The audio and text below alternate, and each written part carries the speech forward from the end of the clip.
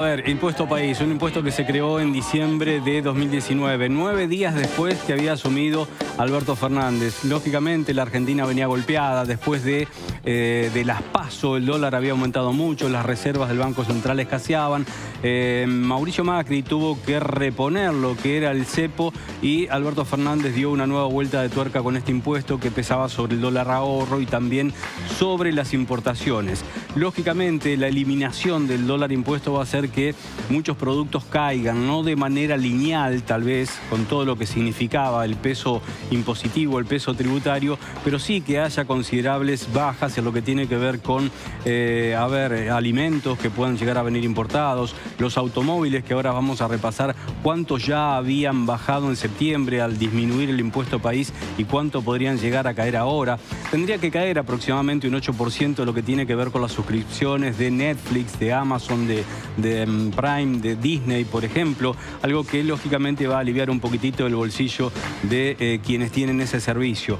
El impuesto había sido creado por 5 periodos fiscales y por primera vez, digo que yo recuerde al menos, Javier Milei toma lo que estaba aprobado en esa normativa y lo hace derogar justo la fecha que estaba indicado. ¿Y por qué digo esto? Porque hay otros impuestos que se han creado de manera temporaria, con una vida menor a la que siguen teniendo. Estamos hablando de muchos tributos en la Argentina, pero me parece que uno de los más representativos tiene que ver con el impuesto al cheque, un impuesto al cheque que fue creado en 2001, pero que todavía sigue teniendo evidentemente una enorme influencia, que el impuesto al cheque es en realidad el impuesto al débito y al crédito.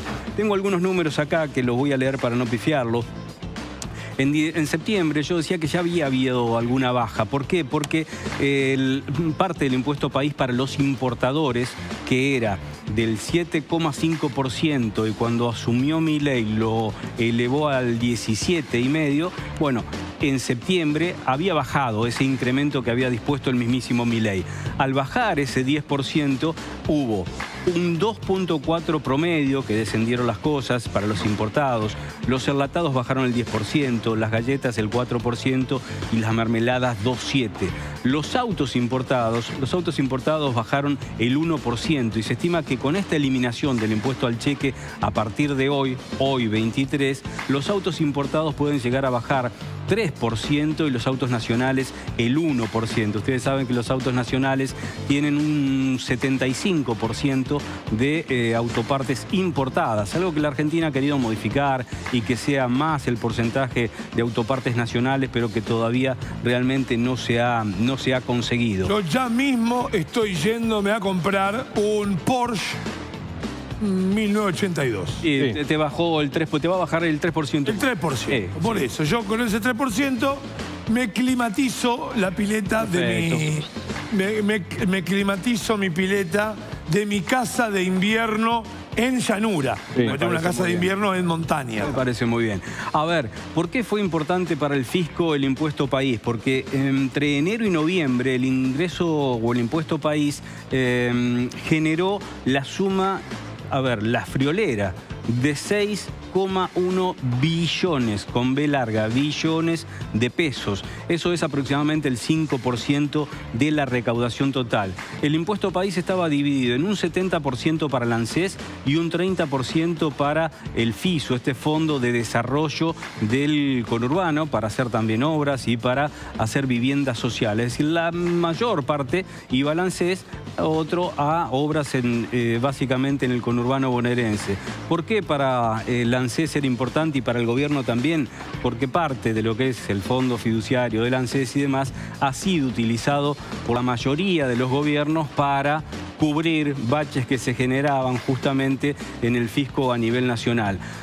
Algunos creen que esta caída que va a tener el gobierno por la eliminación del impuesto de este país va a ser suplida por algún otro tributo. Hasta el momento no está esa situación no se da. Algunos especulan con que podría llegar a aumentar esto del dólar tarjeta, básicamente vinculada con consumos en el exterior, con vacaciones en el exterior y eventualmente con compras de tecnología, pero todavía eso no está. Te voy a dar un ejemplo más o menos claro de cuánto puede llegar a estar, por ejemplo, el dólar tarjeta. El dólar tarjeta hoy está 1.686, o estaba hasta hoy 1.686. Con la eliminación del impuesto país ahora va a estar en 1.370. 1.686, 1.370. Así que me parece saludable que se haya tomado una medida, que se haya respetado el tiempo fiscal establecido para la vida de este impuesto, que impuesto país, siempre dijimos país, impuesto para una Argentina inclusiva y solidaria. Fue parte de una ley que le aprobaron a Alberto Fernández en el Congreso Nacional, que era muy similar, digo, por el origen fundacional o porque fuera la base de su gobierno, muy similar a la ley de bases de este gobierno de Javier Milei. A ver, contenido. Digo, ponele, quien esté suscripto a un canal, no sé, una revista, la France Football, invento, y entonces me llega la France Football mensual, o no sé, una revista de cine, que sea digital, OnlyFans. ¿Qué pasa con ese...? Ahí se van a reducir considerables los montos, considerablemente. O sea, ese dólar es el dólar tarjeta. Eso es dólar tarjeta. Eso es dólar tarjeta. Perfecto. Eso, lo que más se va a notar es lo que tiene que ver con los importadores. Pues yo decía que la baja no va a ser lineal. ¿Por qué?